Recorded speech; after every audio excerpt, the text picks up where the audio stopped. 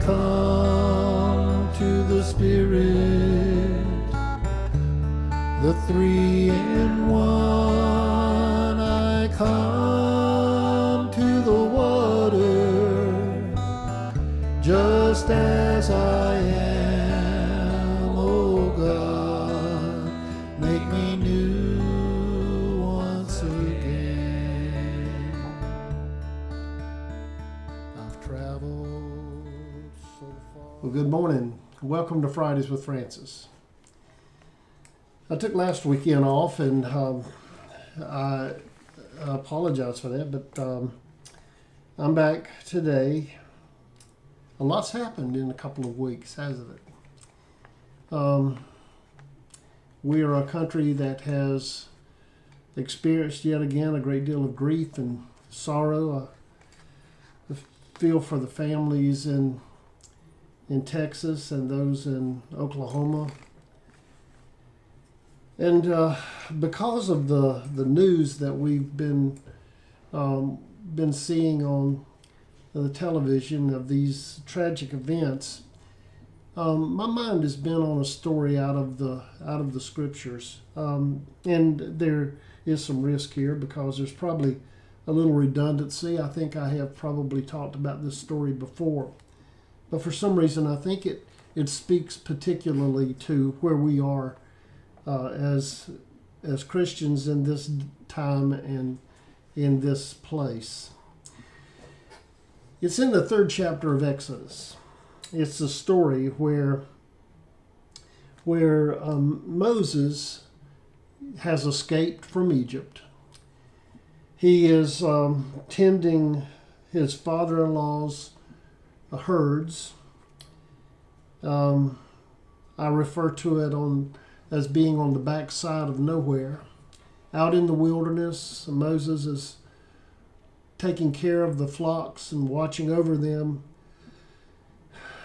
And as we get into the 3rd chapter, we begin to see that there is a phenomenon unfolding. The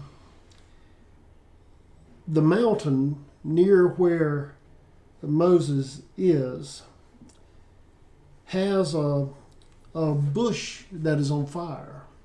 Now, I don't know it from personal experience, but I've been told that that's not an uncommon occurrence, particularly in that day and time, because the arid atmosphere and the sun beating down, it was not uncommon to see a bush igniting fire, but like one would expect, the bush would be consumed and then the fire would go out and that sort of thing. But in this case, Moses began to notice that the bush was on fire, but it did not extinguish itself. It continued to burn. It was like there was never a moment when the fuel of the bush was going to run out and the fire would die down. And it was a very strange sight. As he began to notice it, that phenomenon continued. It just continued on. And finally, Moses decided that he would draw apart from the responsibility of watching the herds and see what the story was about the strange sight.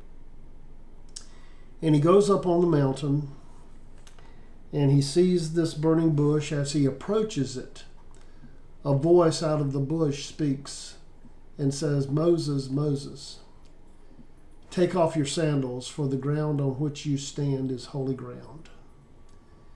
And Moses did what many of us would probably do in that kind of situation if we didn't pass out. He fell prostrate onto the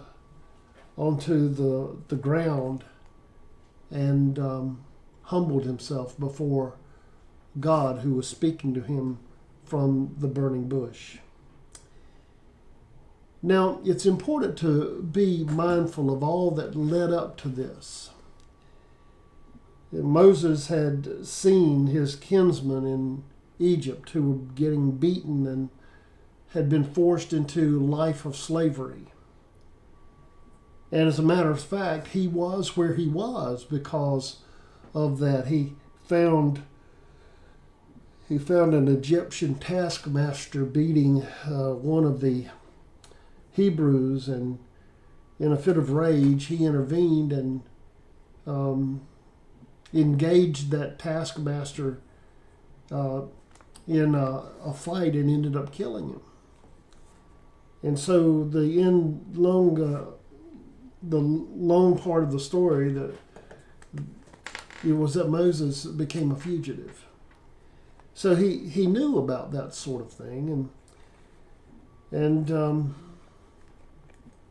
I wonder how many times Moses kept walking behind the sheep and the goats, praying to a God that he had not yet met, and saying, God, why don't you send somebody?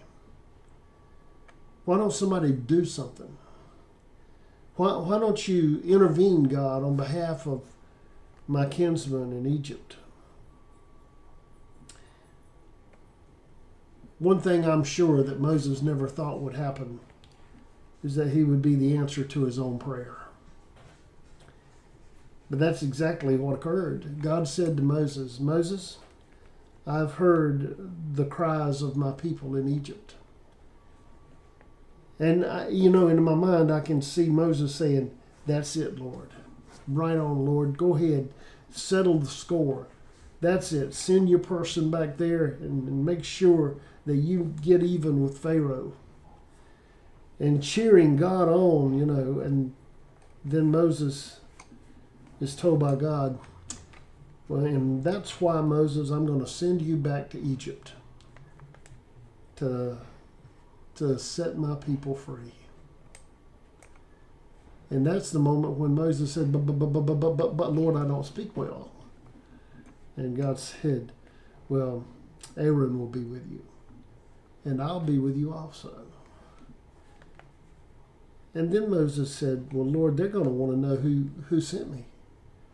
And what am I going to tell them? I don't even know what your name is. And God said, tell them I am sent you. And that word is an important word, not only because it is God giving his name to Moses, but it is a word that communicates that God is always in the present tense. That means that God is not just a God that has acted in the past, and God is not a God who has set all of the universe into motion and he's waiting for us somewhere in the future. It's a story of God being present with us right now, in this moment, in what we call the time dimension of the present. That means that even in the midst of unbelievable grief, even in the midst of great sorrow, even in the midst of hard times and trying times, God is present. Jesus has made it very clear that he is with us always, even to the end of the age.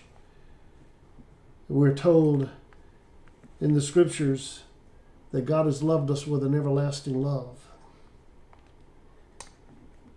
I wonder how many times we have found ourselves wandering along. Off in the distance, God is speaking to us and we're not hearing his voice. We haven't taken the time to shift our eyes from our own little universe to see God calling us off in the distance. And the voice of God speaking to us, now you go. You go and set my people free. You are the answer to your own prayer. It's kind of the same thing that Jesus said to the disciples, isn't it? You will be my witnesses first in Jerusalem, Judea, Samaria, and to the ends of the earth. How do you suppose it is that God could use you? I know most of us make our prayer expecting someone else to come to the forefront and take care of it all. But the thought I want to put before you tonight is just possibly. God is calling us to be the answer to our own prayer? How is it that God might be calling you in a season when we've seen unbelievable grief and sorrow, and in a season when we have more questions than we have answers? How could God use you? Where is God speaking to you in the depth of your heart? What is it that is motivating you to serve God and humanity around you? Well, there may be a burning bush off in the distance. My prayer is that should one occur, we would have the courage to step aside, approach this strange sight, take off our sandals, for we stand on holy ground, throw ourselves as prostrate before the Lord, and listen, that we might hear His voice and do what God calls us to do. Well, that's my Friday with Francis this week. I trust that you'll have a great weekend, and look forward to seeing you again next week. So, go with God and go in peace.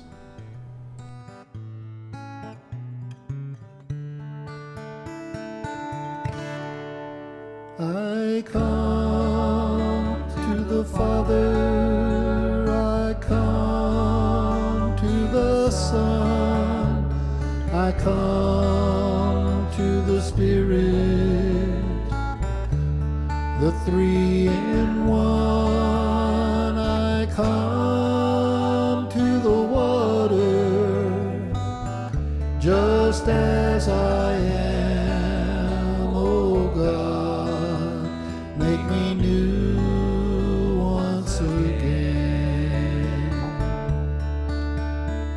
I've traveled so far from family and home, from the God who knows me as one of God's own. By baptism waters, I've stood before the Lord. Oh God, won't you cleanse me?